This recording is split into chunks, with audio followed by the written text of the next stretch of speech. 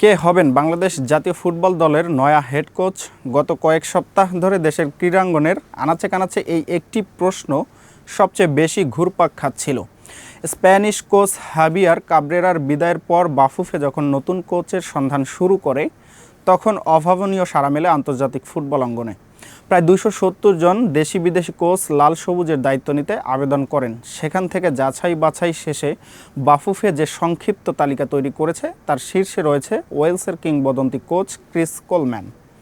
বিভিন্ন নির্ভরযোগ্য সূত্র এবং গণমাধ্যমের তথ্য অনুযায়ী বেতন ও অন্যান্য শর্তাবলী নিয়ে ইতিবাচক আলোচনার পর বাফুফে কোচ নিয়োগ কমিটি কোলম্যানকেই এই পদের জন্য সবচেয়ে যোগ্য মনে করছে। গত ৫ই মে থেকে টানা ৬ দিন ধরে ১০ জন বিশ্বমানের কোচের সাক্ষাৎকার নিয়েছে বাফুফে। দীর্ঘ এই প্রক্রিয়া শেষে তারা বেছে নিয়েছে এমন একজনকে যাকে ওয়েলস ফুটবলের ইতিহাসের সফলতম কারিগর বলা হয়। ৫৫ বছর বয়সী এই উয়েফা প্রো লাইসেন্সধারী কোচের প্রোফাইল যে কোনো ফুটবল প্রেমীকে মুগ্ধ করতে বাধ্য।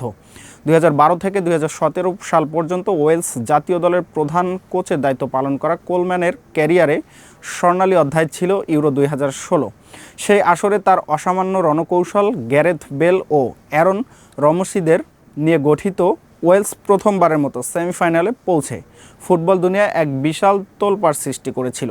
তবে কোলম্যানের অভিজ্ঞতা শুধু জাতীয় দলেই সীমাবদ্ধ নয়, ক্লাব ফুটবলেও তার ঝুলিতে রয়েছে আকাশচুম্বী সাফল্য।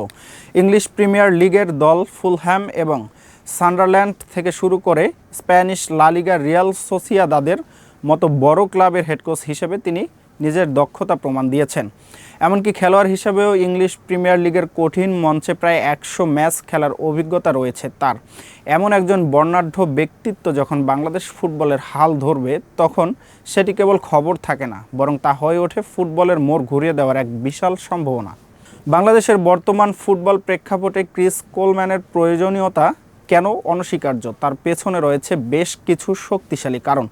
বর্তমান বাংলাদেশ দলে হামজা চৌধুরী, সুমিত সোম, ফাহমিদুল ইসলাম কিংবা জায়ান আহমেদের মতো প্রতিভাবান ফুটবলাররা খেলছেন, যারা আধুনিক ইউরোপীয় ফুটবলের ঘরানায় অভ্যস্ত। এছাড়া পাইপলাইনে আছেন ডেকলান সুলিভান ও ট্রেভর ইসলামের মতো তরুণ তুর্কিরা।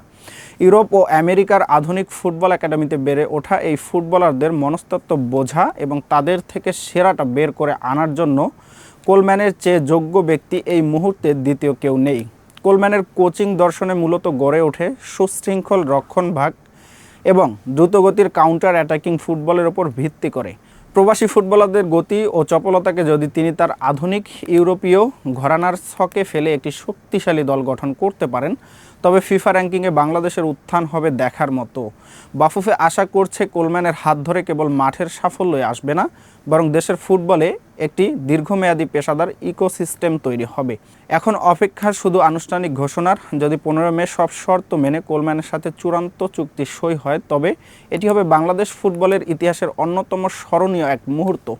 বিশ্বমানের এক মাস্টারমাইন্ডের স্পর্শে লাল সবুজের ফুটবল কি পারবে বিশ্বমঞ্চে নতুন কোনো রূপকথা লিখতে?